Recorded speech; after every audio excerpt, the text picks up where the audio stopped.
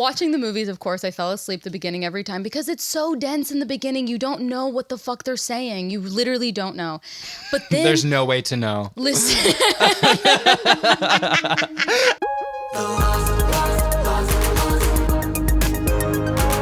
I'm Haley Griswold. And I'm Jake Deaton. And this is The Lost Lore. You never told me that.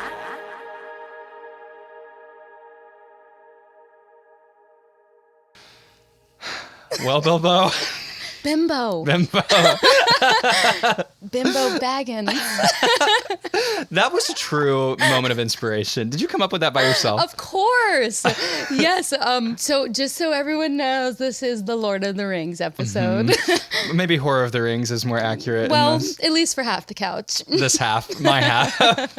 And you're? I'm Legolas with my brown hair Legolas. Yes. Brunette representation matters, Yes. and I've always said that. Mm-hmm. And you are? And I am Bilbo Bimbo Baggins. I've got on my platinum blonde hair, my lacy bra's out. The ring is on a chain around my neck, of course, because it is my ring.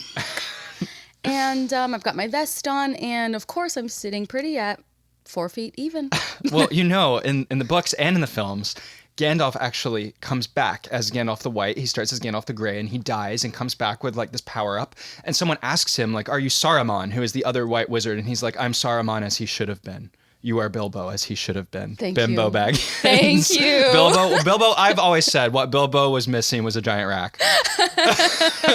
That would have made the story a little more engaging, I think, for people. I think so, because I will say, all right, let's jump right in. Lord of the Rings is your everything. Yes. I don't want to speak for you. The only thing I'm going to say is actually a quote of yours. You who are non-religious said if you could practice any religion, it would be Lord of the Rings. And it is a religion. I mean, if you go back, what people don't get about Lord of the Rings, and what is my favorite thing to like reveal to people, is that the story in the movies and even in the books is like this tiny little slice of what there is out there. Like Tolkien wrote all of this background, all of this history. He invented languages. The elves are a diaspora. Like there's shit going on.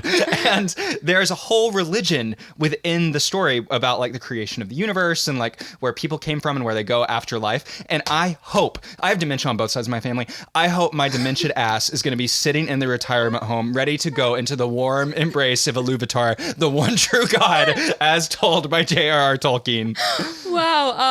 I would say that Lord of the Rings, which I had no experience with, we'll go through that in a sec. Lord of the Rings was thrown around a few times. I decided to read it and watch the movie. Which shocks me. The dedication that you had is really impressive. I wanted to me. be prepared. And because of all my preparation, I can absolutely say it is very religious in that it makes no goddamn sense. It asks a lot of the person who's involved in it.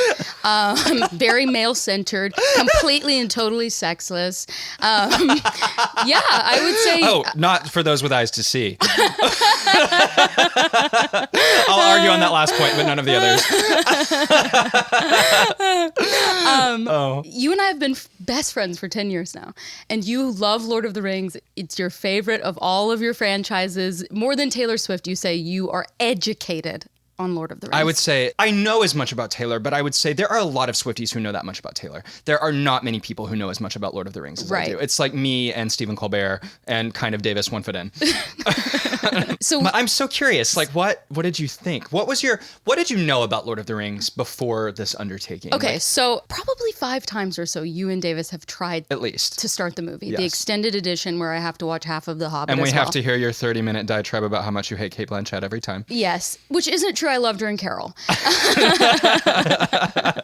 Me, I'm like, there are no women in it. And then the one woman there is, I'm like, I kind of have a problem with it, to be honest. I don't even know what my problem was. I think just that you were making me watch the movie. And you're like, I'll take it out on the woman. Within the first 5 minutes, every time I'm asleep, right? And there have been many times when the three of us have hung out together and you fall asleep and Davis and I immediately put on Lord of the Rings. Yes. Until you wake up. Oh, yeah. I was like, I'm not interested in it, guys. Like, I know myself well enough to know I can see something for 5 minutes and no, I don't need to spend an additional 17 hours. 200 minutes doing this, right? I know myself well enough to know. So whenever the time came that we knew we were going to do Lord of the Rings, I was like, I'm going to try reading it this time. And by reading, I mean listening to an audiobook, but also because you and Davis are nerds, I have access to the actual text. So I was doing like a bit of a reading, listening situation. And I had a positive experience at first. The foreword where he's going the fuck in on every person who's ever read Lord of the Rings. He's like, if you don't get it, it's because you're stupid. If you're a critic and you don't like it, it's because you are stupid. But my favorite thing he said, which made me, I was honestly sad. I was like, I'm going to really give this an honest effort after the foreword because I related to him so much. He was like, and I didn't want to write it. And it did take kind of a long ass time. He used the word laborious. He said tedious. He literally straight up said, I did not want to write it, but I had to write it. Because it was revealed to him in a vision by the one true God, Iluvatar. Right, and right. it was a biblical text that he had to put down. Of course. And I completely relate to that because like, I don't want to go into business with you. I don't want to be sitting on this couch. Iluvatar or whoever the hell. Yeah. He said, ruin your life. Spend an hour every week with this guy here. So then I started it and it was funnier than I thought. Funny elements. But after a while, it is a little like, now how many times can the path curve to the left? How many times can the river gleam? You know what I mean? Don't you just see the river gleaming in your mind, though? Honestly, when I was listening to it, because who's the actor who reads it? Oh, he's Andy Serkis, who played Gollum in the films. Yeah, great voice. An amazing voice. In fact, sexy voice. And if you're curious, I'll go ahead and do a couple. So he's like, oh, Master Frodo, it's me, Sam. I'm coming with you. And he's, no, Gandalf the Great is here to tell you, Sam, that you must go with Frodo. Even though you just said you were going to go with Frodo, it's actually my idea. Well, I'd hate to get any of my friends in trouble, said Frodo. My precious, said Gollum. And then all of a sudden, here comes motherfucking Strider, who... Talk about a sexy voice. I love that this guy is pretty much doing an impression of everybody in Definitely. the movie, right? It is an impression. But when he's like... But it's good. Strider. I'm here to help you. I would not have even questioned. I would have been like, great, we're going with you. But we only have one sleeping bag. Oh, dear. I guess we'll have to share. I'm going to sleep naked. So... I have more of an appreciation. I'm going to be less of a bitch about it, I'll say. But it's not for me just in that, like, I think maybe I watched Wicked too recently and then watched The Wizard of Oz. I'm a little over the Alice in Wonderland journey. But you know what this started? You know what all of that was inspired by? The Wizard of Oz? The Lord of the Rings! Excuse me, honey. The Wizard of Oz came out many decades before. It came out in 1900. I looked this up before. Really? Yes. So I'm like, he didn't invent the journey. Homer invented the journey. Well, okay. But that's it. I guess it's just like It is considered the forerunner of all modern fantasy, though. And I get that completely. Like, I actually do. I'm not shading him. Like, the man made a real big thing. Okay? Like, I'm not saying he skimped in any way. But I love how quickly you clocked one of the reasons that Davis and I love this story so much. And I say this with love. So if you're listening from my hometown, I say this with love. It is astonishing how similar the hobbits are to like small town dynamics, and especially like small rural kind of isolationist separated areas. Like I'll say it because here's the thing. Jake really won't say pushing any past the love boundary. And I'm saying this with love as well, but as someone not from there. You're from the mountains of North Carolina, one of the most beautiful places I've ever been in my life. The Shire is... one of the most beautiful places ever. It's gorgeous. You've been. Yes. You've actually I've visited. been. I went on my honeymoon. If that tells you anything about my level of this. Exactly. Like... So you know that it's like so beautiful. The Shire and your hometown are both gorgeous places filled with... the craziest, goofiest inhabitants people you will ever meet. They look goofy, they act goofy, they talk goofy. They're all exactly the same, but they all hate each other.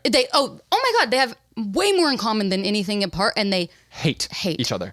There are factions of it, and it's like, by the way, you're rooting for them.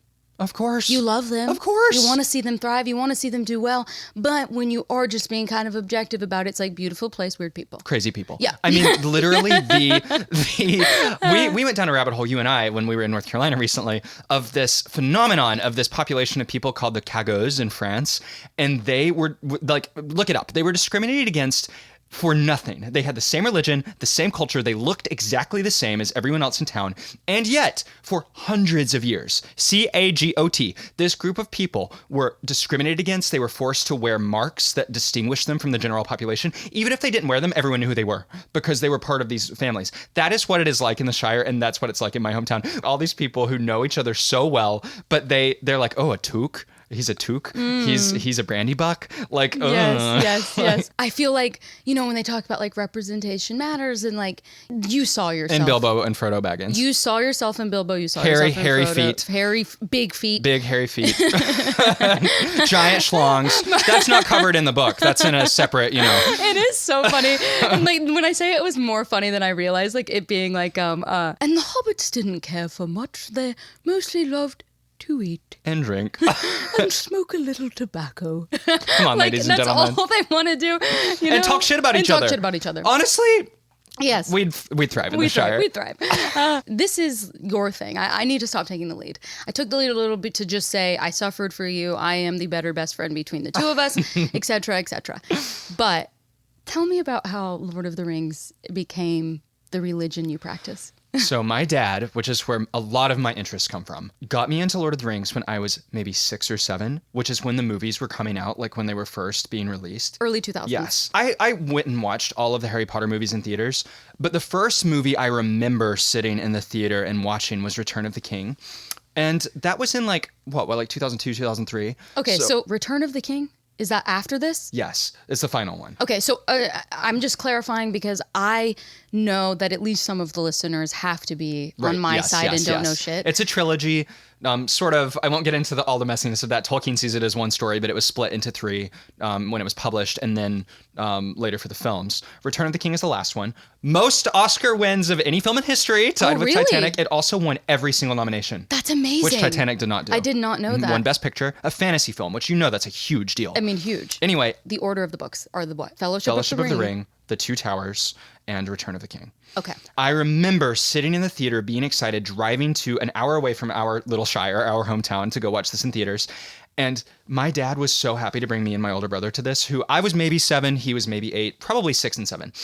And that is a gruesome movie. There is a part where the orcs behead some of the Gondor army, and they say, release the prisoners, and they throw the heads back over the castle walls via catapult, and the heads are hitting the soldiers in the city. And 6-year-old me was just watching this wide-eyed, being like, wow, fantasy. So you do have to wonder how that may have affected me. Oh my God. My dad was like, yeah, this is age appropriate. Oh my God. Wait, so had you seen the other 2 before at home? Yes. Okay. So we knew what was happening. Be honest. When did you start to really understand the story? I wouldn't say, my dad is a huge Tolkien fan, so he would give us all of, when we would watch them, I am cut from my dad's cloth. When we watched a Lord of the Rings movie, we would pause every 10 minutes, we'd talk about the lore, we'd talk about the history, we'd talk about the actual nature of a being like Gandalf, which most people are like, ooh, fun, wizard. Actually, he's a Maya. Very, very kind of unknown fact, sort of similar to an angel coming from across the sea. But my dad, told us all of this backstory, which I always found so fascinating. And when I got into high school, I actually read the books, and then I read the Silmarillion, which is like the Bible. I mean, it is a historical text of the creation of the world, of the creation of Middle Earth, and the trials and tribulations that led to where we are today. Because, also little known fact, The Lord of the Rings is not meant to take place in a parallel universe on a different world. It's meant to take place on Earth. It's the history of Earth. And so the Third Age is coming to an end at the end of the story, and we are still meant to be in the same universe. We're in I don't remember what it is. It's the 11th or 12th age now. And so The Lord of the Rings is a history of our universe, and I stand by that. Okay. Much to unpack here, Jake. Let's start with, do you think now you know more than your dad? Yes, definitely. Love you, Dad. I do think that, though. And I do know he will be the first listener to this episode, right? And you definitely know more than him. Yes. Now. And my brother and I are in a tight race. Like my brother has read everything. There's so much auxiliary material. Like it's not just the Silmarillion. There are all of these like essays that Tolkien wrote and letters that were published after his death by his son, Christopher Tolkien, who has been the steward of this entire kind of media franchise and has done a marvelous job. Like he has been But doesn't he hate the movies? Yes, which I do find really interesting because I love the movies. I think that they really capture the spirit of the novels, but they do make changes. I mean, the Tolkien estate is so intense that they're like, actually, Gandalf's trousers were green in that scene, and so this should be destroyed. Oh, wow. Like that level of, they want it to be that faithful to the story. Yeah. Which I find the movies take the necessary changes in order to convert it, like, to be enjoyable for a modern audience. Same. And for example, Bilbo, when we're talking about the Shire and the beef between hobbits, the movie, Bilbo hides behind a wall and is like, I've got to hide from my cousins. They always resented me for living so long. Makes sense. Sure. We're hiding from our cousins who resented you for living so long. In the book, we need to hear about exactly all the transgressions these cousins have done to Bilbo. Then you need to hear about how Bilbo got his revenge. Then isn't that relatable though? And then in 100 pages the party will start. It is kind of, that's the thing. If you're looking for progression, this ain't the story, right? Nor progressivism. Right? Well, it is really progressive. Imagine a world with just men. Bilbo, who's that actor? Ian Holm. Okay, he is an amazing actor. Yes. That's my dream role. Why shouldn't I keep it? That is my favorite moment. Bilbo is you, first of all. Lucky. You're Gandalf. Lucky. And you said this too, that of course you're like Bilbo in that you would give Frodo Henry. My generational curse. Right. Like, right? I got to just enjoy it. I got to play with the ring. I got to be invisible. Hee hee hee. I'm playing a prank on all my friends. And then actually, Henry, this is going to ruin the rest of your life and you have to destroy it. Sorry. Yeah. So sorry about that. So he gave him the ring. And then my favorite thing is they're all like, what do we do with it? We have to throw it in the fire to get rid of it. Or we have to try to obliterate it with our sword. Like, we must do something. And it's going to be the 9 of us. No Bilbo. Exclusively no Bilbo. Nothing to do with Bilbo. We are gonna go destroy the ring. And Bilbo's like, what I'm hearing is I should have my ring back. Isn't that me? Like, it's so you. And he's just so funny. Like, that scene in the very beginning whenever he is giving a speech on his birthday and he's like, today is my 111th birthday. And he's so drunk. And the iconic line of, I don't know half of you half as well as I should like, and I like less than half of you half as well as you deserve, where he's basically saying, yeah, I don't really care about any of you. But he says it in such a way that they're not smart enough to untangle the meaning. They're like, what? They literally are like, huh? And then he's like, fuck it, I'm just going to disappear. And he puts his Zam ring on and is like, see ya. I really do love the character of Bilbo. I do too. But what did you think of the other characters, like the non-Hobbit characters? Because do you want to take a guess at who was my sexual awakening? My sexual awakening was in Lord of the Rings. Literally, when I was like, I want to see that person naked. It's not the costume you're wearing. It was Legolas. It was. It was? That long blonde, laid down lace front. Something about that. And never have I been attracted to that type. Never have I. You know me. I know. I was never chasing some Twinkie. Yes, yeah. But I remember when he came on screen, when I was like probably 6, like watching, drooling, being like, I didn't know a man could look like that. Like, he's so dreamy, and he's so stoic and serious. And yes, like, yeah. when they walk on the snow, Legolas walks on top of it, like, because he's so pure of heart. And like, I wanted him so badly. But while we're on it, they could gangbang me. Stop! Train. Legolas, Aragorn, Boromir, Gimli, why not? Throw him in there. Gandalf by the end, maybe I'll be ready for that too. Sam misses Merry, his wife. Pippin, Frodo, Sam. Oh, you're crazy. It is a movie. I love you saying that, like, oh man, and I know how crazy and rare and just insane this sounds, but Orlando Bloom was my sexual awakening. My precious, it's precious to me. They're precious to me. The Petri box. You actually sound like him. Thank you.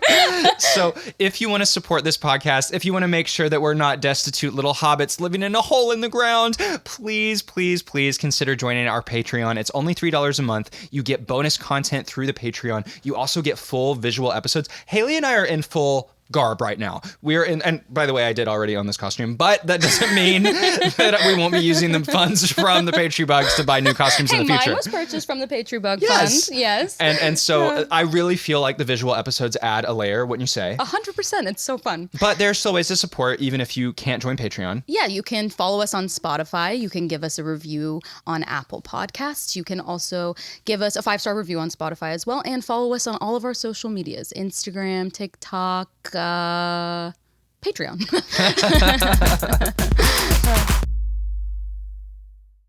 I guess I knew that he was an elf, kind of, maybe?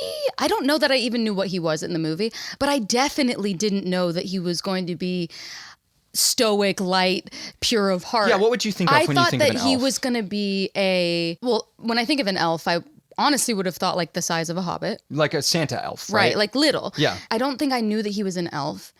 Because if I had thought he was an elf, I would have thought he was like a troll. Yeah. And then, so I thought that he was like a soldier or something. I didn't know what this was about.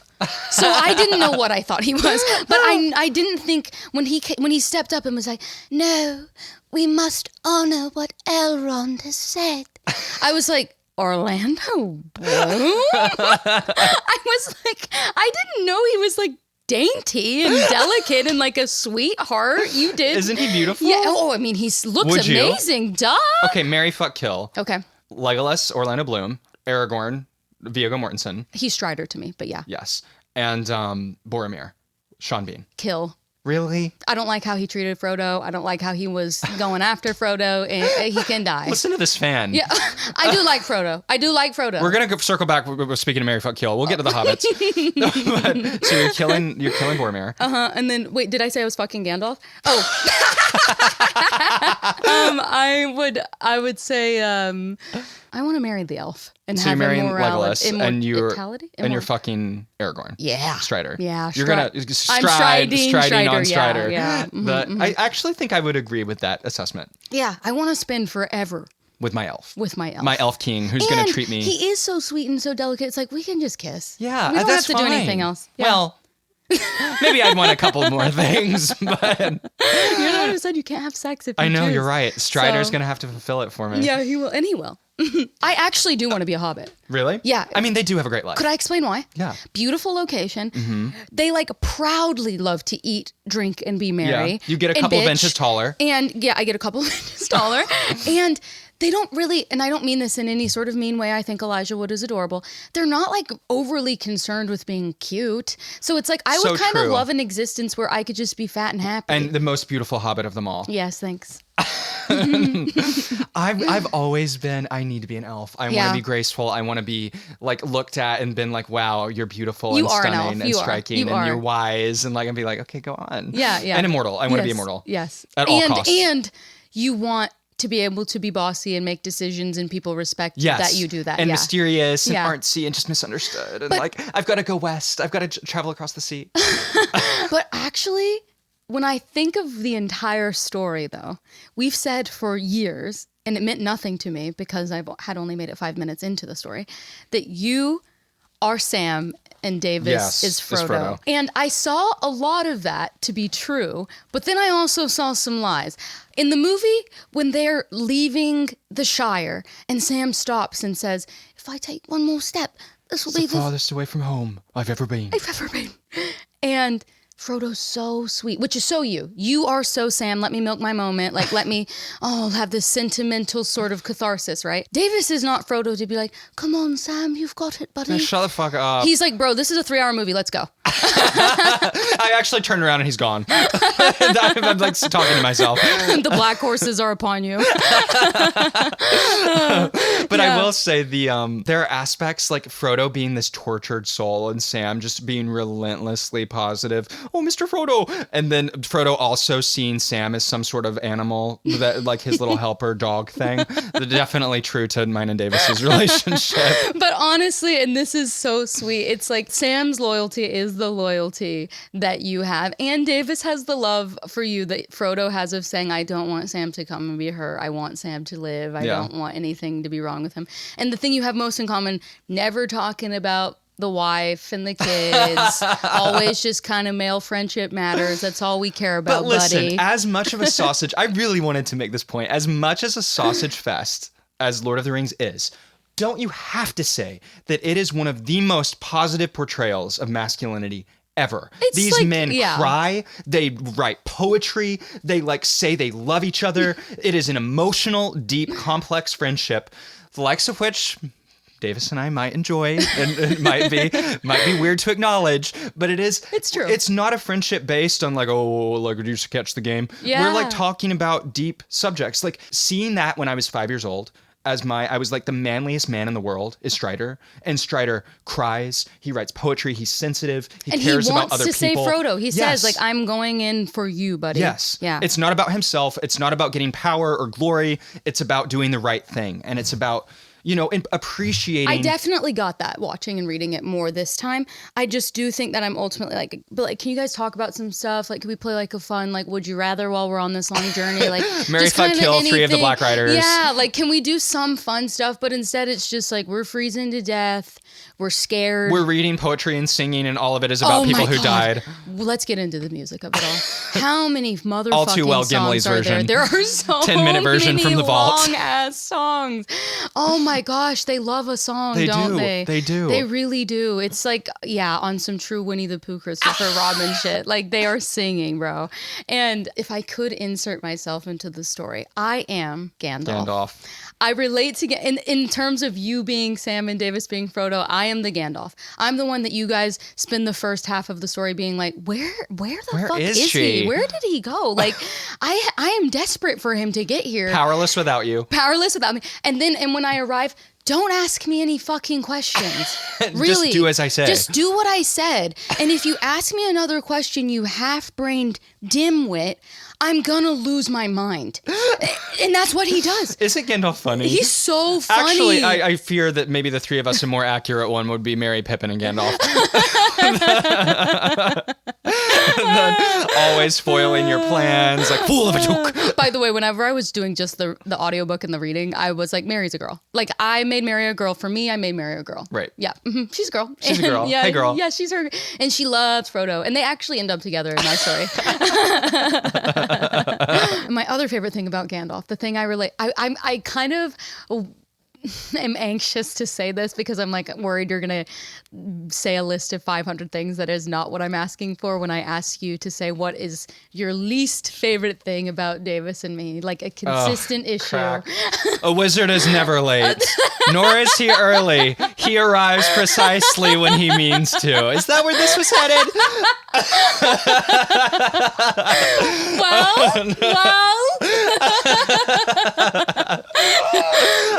And we'll leave it there. From the angel's mouth to your ears, honey. I was so excited for you to watch that quote. I know that that's going to be in your arsenal for the rest of our lives. We should rename the group chat to that, honestly. It's so funny. I love the movies and the books so much, and they are similar, but I think that there are like pretty striking differences between them. But one of the things that, like, I still can't believe these movies were even made. Like, when you read the book, the scale of what you need to do in order to make this a good movie, you're like, who would take a risk like that on a fantasy novel? Like, this isn't The Hunger Games. This ain't Dylan Thomas. We ain't Patti Smith. This ain't The Chelsea Hotel. We're modern idiots. Yes. You know what I mean? So I'm astonished that this film was even made. But something, as someone who has a background in this also, I think that you'll find interesting is that not only were these films greenlit to be made in the first place, like this gigantic commercial risk of like where no one knew if this would do well. Yeah. Like, this is heady, high fantasy shit. Yeah. Like, this isn't something that like my mom would just go watch spontaneously, or like, it's not like Marvel. It doesn't have the accessibility point. It's like, this is for the nerds. This one's for the nerds. I told Davis, like, the opening monologue of it sounds like you're listening to a foreign language. Yes. It really is so It's for weirdos. Much. It is such a niche thing. For them to give them this much money to make these movies is already such a crazy thing. But the crazier thing is all 3 movies were shot at the same time. What? Yes. So they didn't wait because they were like, we're not going to be able to make all these sets and remake them twice. We're not going to be able to shoot all this with the continuity that we need in order to tell this story unless we film all 3 and all the movies, you know, are like over 3 hours long. Yeah. And so it was like, we have to film them all at once. They filmed for over a year straight. Okay. The actors lived in New Zealand for over a year straight to film Wow. these movies. And the fact that a studio, I mean, I think about modern movies and where everything's a sequel, everything's an adaptation, no new stuff is getting made because all these studios are so like unwilling to take a risk on something creative. Yeah. I can't believe that there was a studio that was willing to be like, yes, we're going to let you film 3 of the most expensive movies ever made, back to back, before one has ever even been released. Came out, yeah. Like, imagine if the first one had flopped. Yeah. And not only did they film it, huge budget. They were like, sure, 3.5 hours long. That sounds reasonable for a movie about elves and orcs and dwarves. Like, I'm sure people will want to watch Warner Brothers, that. right? Mm-hmm. Yeah. And New Line Cinema. You're right. I am fascinated about the process of how things get made. And to be honest, you telling me that would be my dream.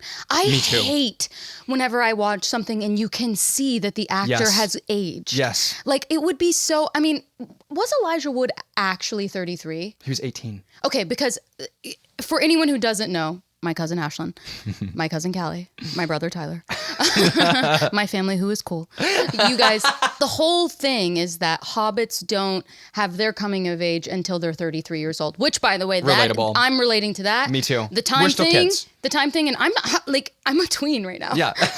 I'm literally like in my tweens. So just remember that when you want to criticize any damn thing we've ever said. You're not an adult till 33. Yeah. And so we've got half a decade to go. We're good.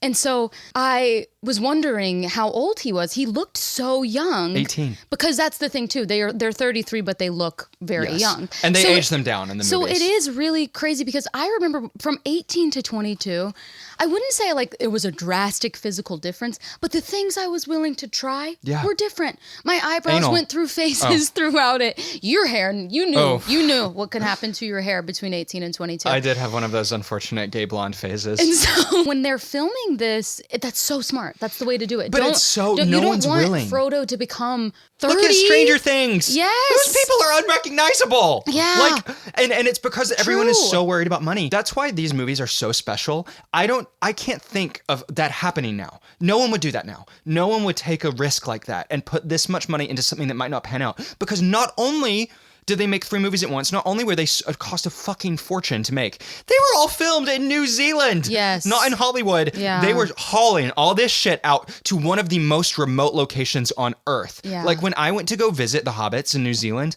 it took us like 24 hours to get there. Wow. Like, and all of them were shot there. And girl, let me tell you, that country is Middle Earth. It looked exactly like what I wanted it to look like. I was in the airport and I literally could cry. I was like, this means so much to me, and I've waited my whole life to see this, and I'm afraid it won't live up. Like, I'm afraid that it'll be movie magic and that it won't be what it was in those films to me, because the films are also have all of these beautiful cinematic shots of landscapes.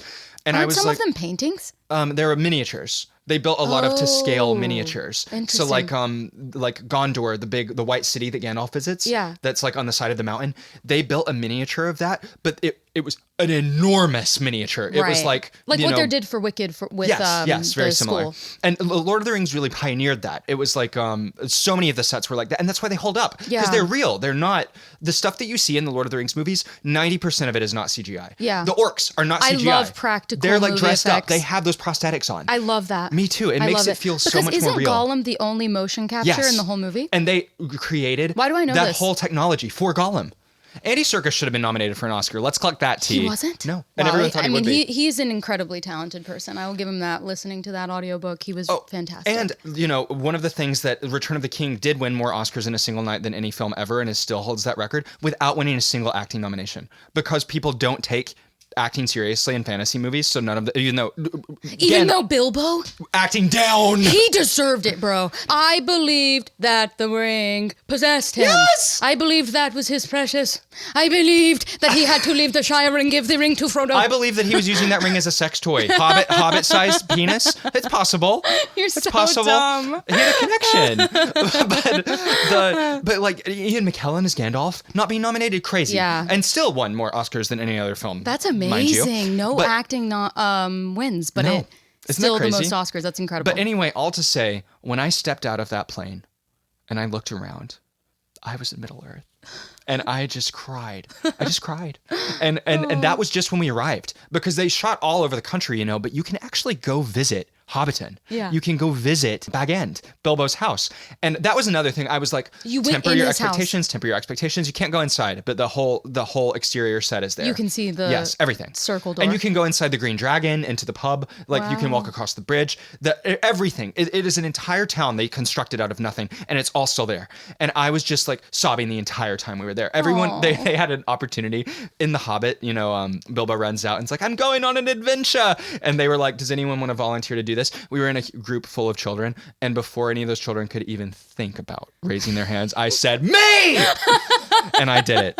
I will put up the clip. I ran through where Bilbo ran, yelling, I'm going on an adventure! And I was like, those little kids, fuck them! They don't care about this. This is my religion. This is like my journey to the Holy Land. Like, it makes me happy. It makes me happy to imagine this. I want you to go. I mean, the whole country looks exactly like the films. It's stunning. To credit that it is a positive movie for male friendship and its demonstrations, you cried the whole time you were there. And when you came back with special Hobbit ale for Davis, he cried.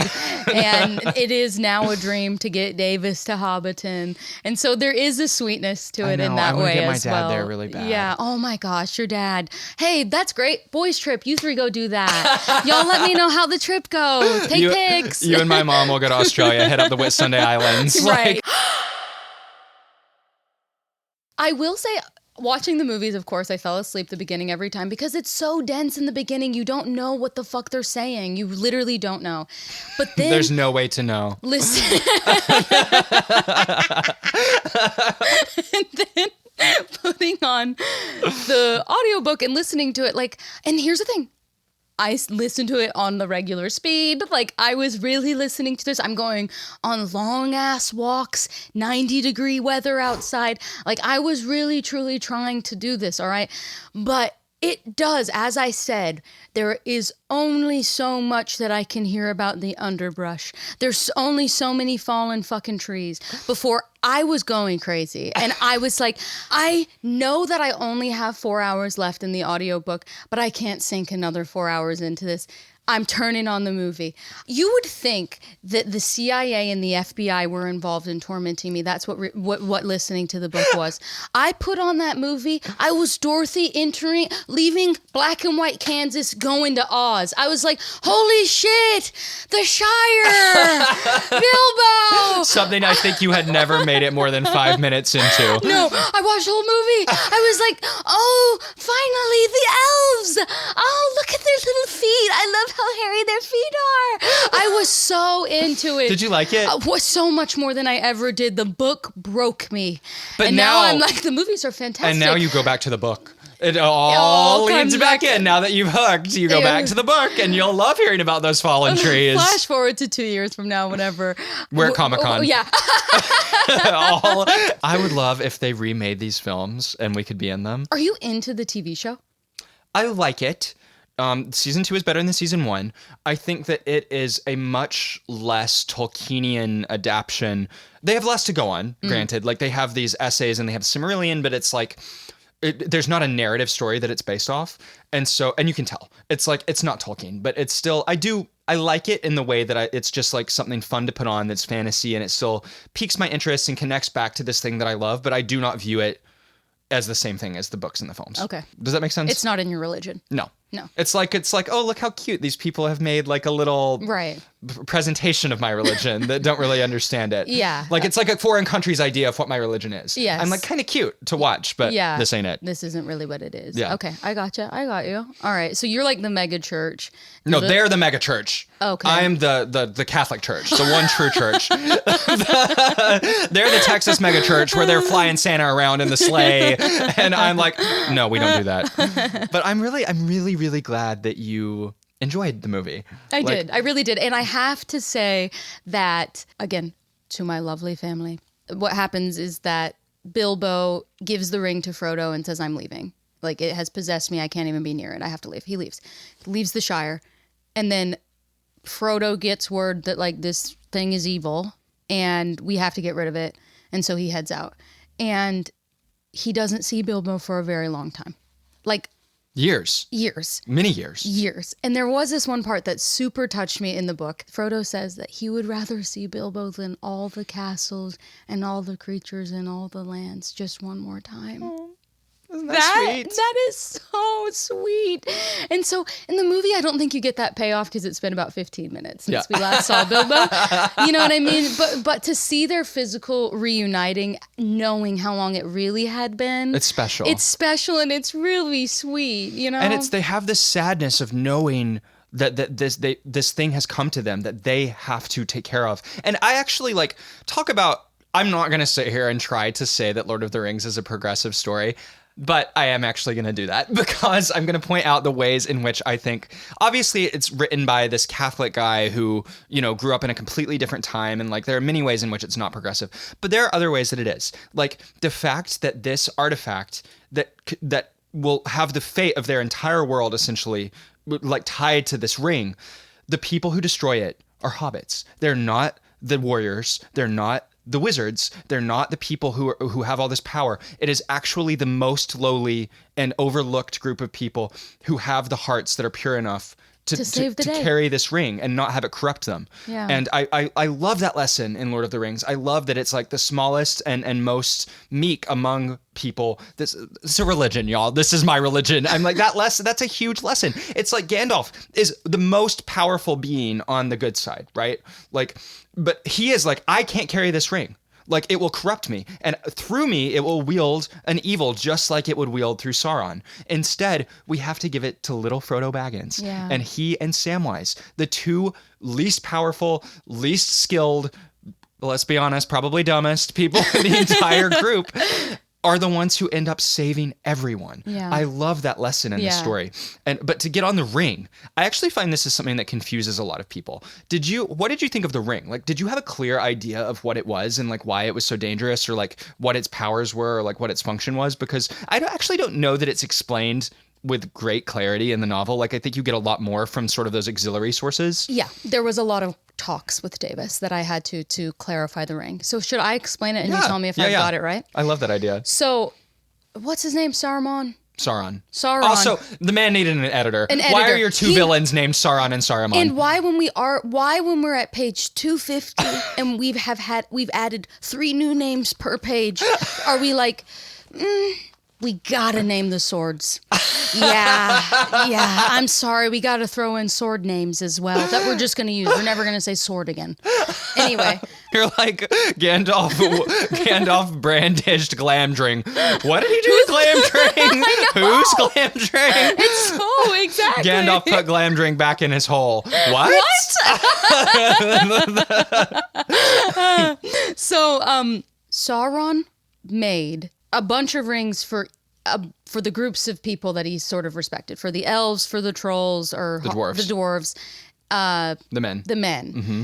and said that me giving you this ring gives whoever possesses it within those groups. So whatever elf has the elf ring, you have the power over the elves. Right? More or less. They became it makes you so powerful to become the most powerful of your group. Yes. Which I find to be very problematic because it's why did you all everyone blames him for being this big bad evil, but it's they all accepted this big bad evil. They were we would love an opportunity to have power. Yeah, we'll take your rings. That's true. The dwarves and the men. The elves actually, when they became aware of what Sauron had done, they took their rings off. Okay, good to know. And they don't put them back on until after the ring leaves Sauron's possession. Okay, that's good to know because I definitely have been judging the elves. Yeah. So the elves did a lot of horrible shit, but none of it's covered in the Lord of the Rings. That's all in the Silmarillion. Okay. He gave the groups the ring under this guise of this is how you can wield a lot of power. Mm-hmm. But he secretly made himself the Master Ring. Hear that? He forged in secret a master ring. A master ring, right? And this master ring essentially will let him rule all the world and all those groups. Yes. And is there more I need to explain? So the power of the rings themselves, what a ring of power does, is one, it enhances the natural powers of the wielder. So that's why Gandalf can't take the ring, because it's the most it's going to do to Frodo and Sam. The fireworks he makes will blow up the planet. Yes. Right. And it will make him, Gandalf has the power to do serious damage with the ring. Everyone that we see wield the ring in the Lord of the Rings story is a nobody with no real power. Right. And so that's Bilbo. why you don't, Frodo, That's why you don't see the threat that the ring actually can be, because it's just these little unassuming hobbits who have it. If Gandalf had the ring, it would give him incredible literal power, but also even beyond that, incredible influence. Like it would make, like if he was wielding the ring, it would be like making him the most charismatic person in the world ever. Like everyone would want to follow him and do as he said, but it would also give him literal, tangible, more magical power. It would make Gandalf go from being like Taylor at the Rep Tour to Taylor at the Eras Tour. Yes. Instantly. Gotcha. Instantly. Great comparison. Great comparison. You're welcome. And what the Elven rings did and why they are so important, and this is the great tragedy of the story. So what the Elven rings did and why they are so important, elves are immortal beings that are living on Middle-earth, and they are seeing the passage of time. And that decays them. It makes them sad. It gives them this great weight that they sort of can't shake. It's this process of inevitable, irreversible decay over time.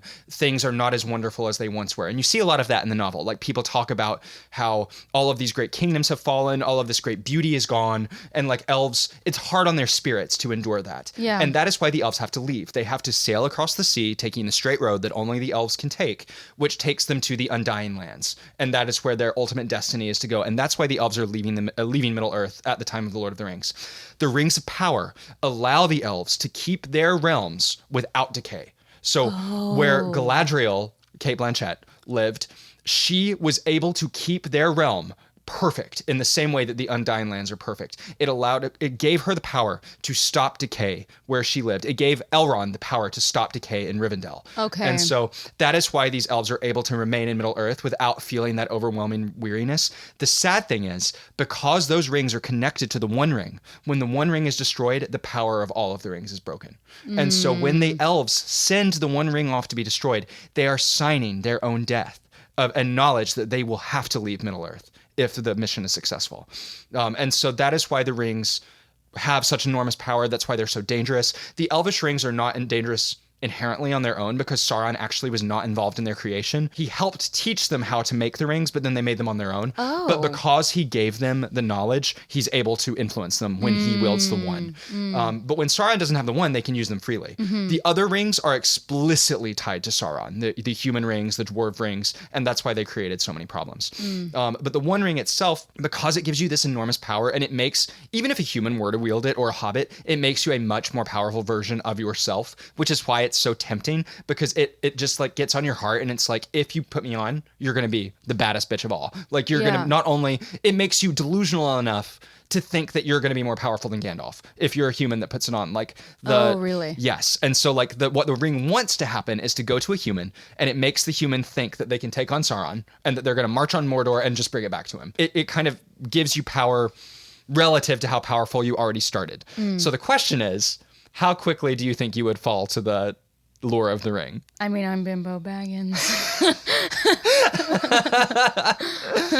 I'm gonna have to give it to Henry after I have it for many years.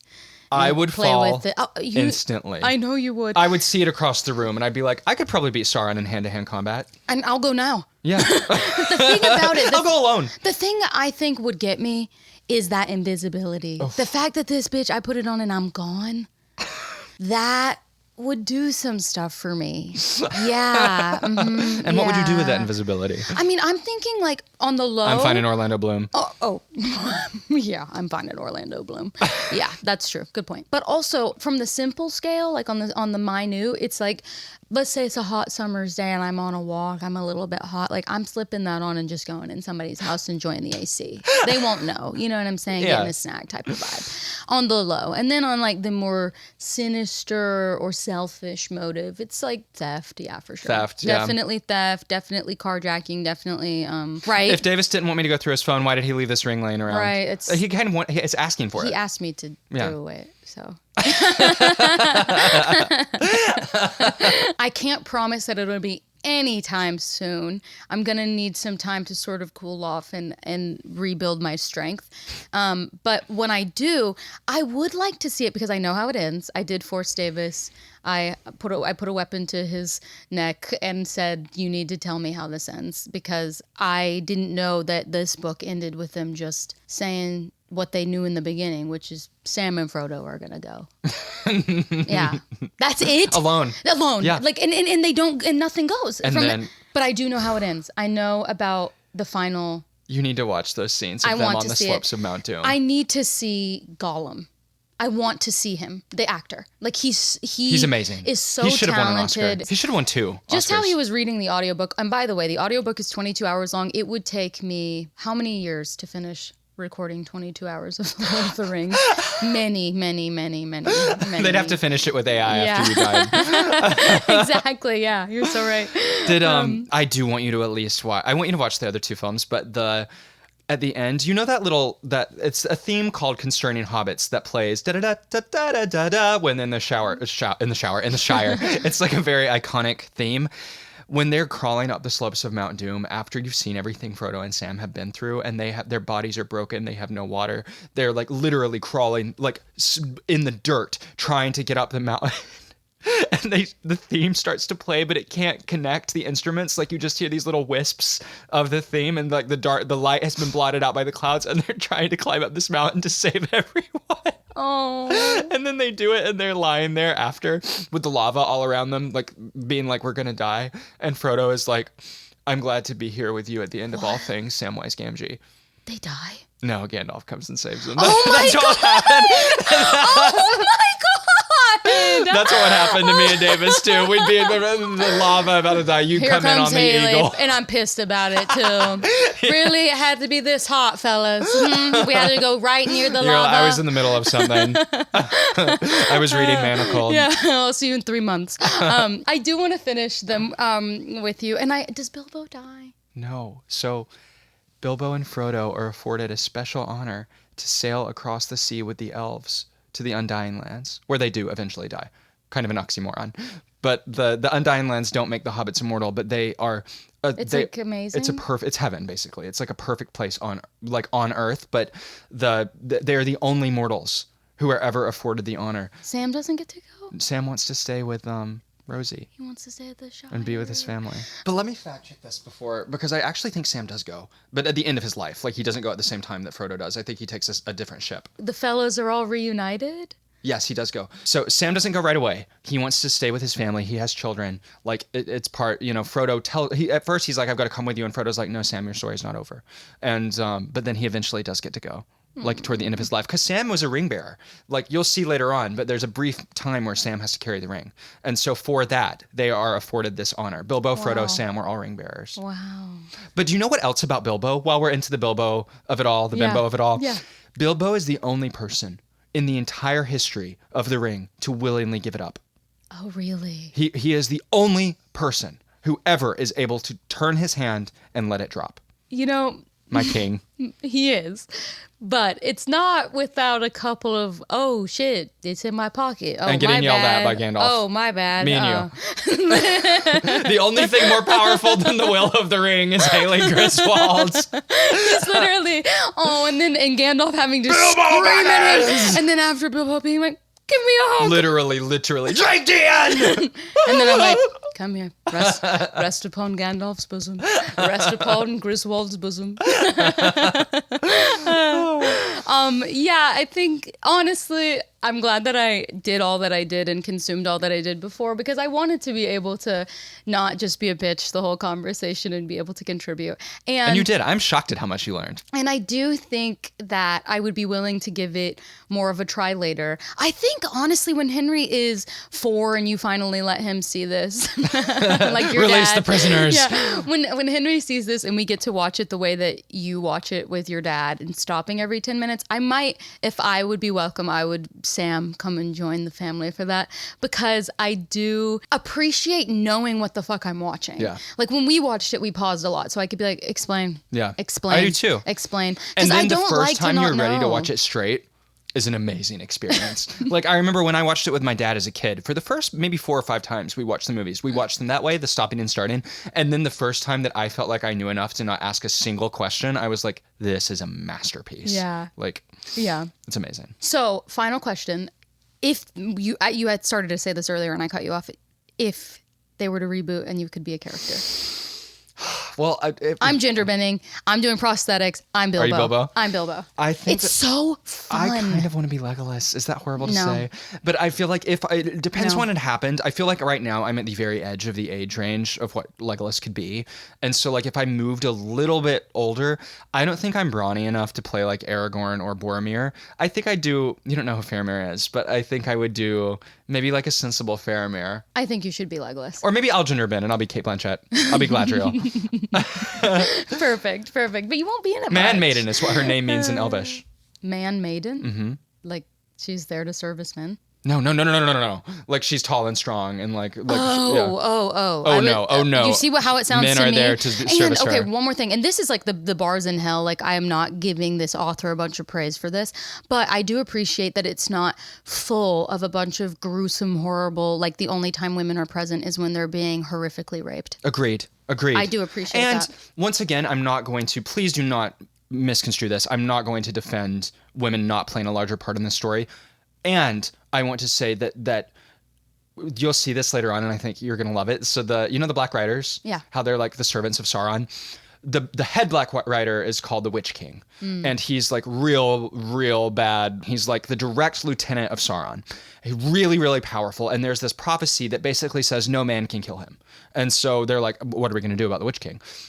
And you meet a character later on in Rohan, which is this other country, like this country of horse lords, who is a woman, and she wants, to be a warrior, and like no one, and everyone's like, you can't, like the women don't do that here. And she puts herself in a disguise, rides into battle with with Mary. So two girls, two women, passes the Bechdel test. But she and Mary ride into battle, and she kills the Witch King of Angmar. And wow. He literally says, no man can kill me. And she whips off her helmet and says, I am no man, and stabs him in the face, and he dies. See, I would That's some badass. That I wouldn't mind to see. That I would watch. I would watch that for sure. Well, Jake, this has been so fun. I have one final thing to say. Don't blame me, the ring made me crazy. If it doesn't, Bimbo ain't doing it right. All right, well, we're off to go pray. Bye. Love ya.